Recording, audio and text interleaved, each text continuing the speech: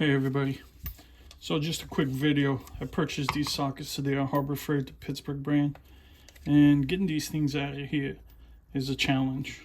So from where I gather, I've been playing around with this a little bit. So the way I see this happening is there's a tab here that you got to break off. There's this piece that came from there, and then you got to slide every one of them out individually, one by one, to take them out of there. Now by hand, I don't know, it's pretty challenging unless you have some strong fingers. So I discovered is, I already did one, is in my case I'm getting 2 pairs of channel lockers, and what I've done here with this one set of channel lockers is I put electrical tape just so I don't scratch the sockets. So I'm just gonna hold it on with the channel lockers, and then I'm getting another pair of channel lockers, and it's just basically twist and turn at this point until you get this out of there.